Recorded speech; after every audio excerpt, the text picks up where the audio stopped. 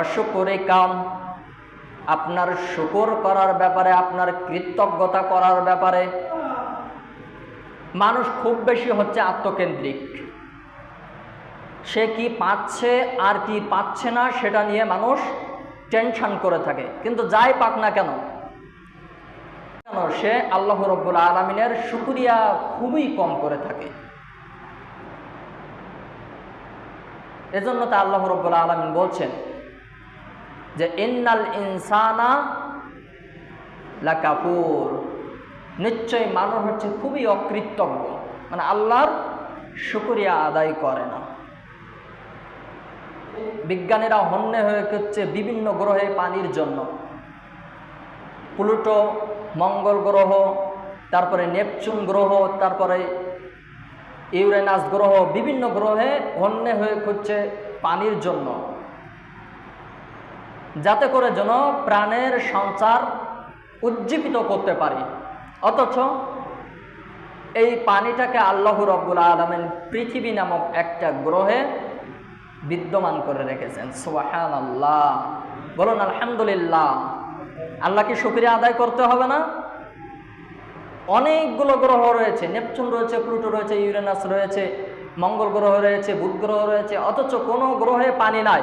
পানি আছে একমাত্র আল্লাহ রাব্বুল আলামিন এই পৃথিবী নামক গ্রহে পানি বিদ্যমান করে রেখেছেন। এজন্য আল্লাহ রাব্বুল আলামিনের শুকরিয়া আদায় করতে হবে।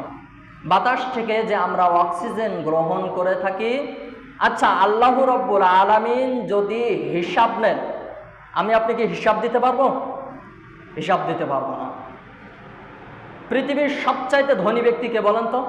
এখন বর্তমান সময়ের পৃথিবীর সবচাইতে ধনী ব্যক্তি হচ্ছে ইলন মাস্ক, যার অর্থের পরিমাণ হচ্ছে 365 বিলিয়ন ডলার, যা বাংলাদেশি টাকায় হচ্ছে 44,53,000 কোটি টাকা। ভাবতে পারছেন? 44,53,000 কোটি টাকা। অথচ আল্লাহ রাব্বুল আলামিন যদি এই অক্সিজেনের হিসাব নেন, পৃথিবীর সবচাইতে ধনী ব্যক্তি ইলন মাস্ক তিনিও পর্যন্ত ফকির হয়ে যাবেন। অথচ আল্লাহ রাব্বুল আলামিন আমাদেরকে দিচ্ছেন, অক্সিজেন দিচ্ছেন, আলো দিচ্ছেন, বাতাস দিচ্ছেন। শুধু তাই না, আমাদের যে সংসারে আল্লাহ রাব্বুল আলামিন প্রশান্তি নাজিল করছেন, আল্লাহ রাব্বুল আলামিন আমাদের রিজিকে যে বরকত নাজিল করছেন, আমাদের হায়াতে যে আল্লাহ রাব্বুল আলামিন বরকত দান করছেন, আমাদের অর্থ সম্পদে যে আল্লাহ রাব্বুল আলামিন বরকত দান করছে, এর শুকরিয়া আমরা কতজন আদায় করেছি বলেন তো? আল্লাহর শুকরিয়া আদায় করি?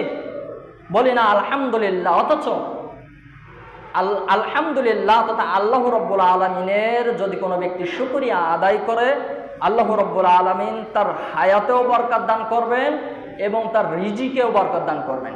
সুবহানাল্লাহ।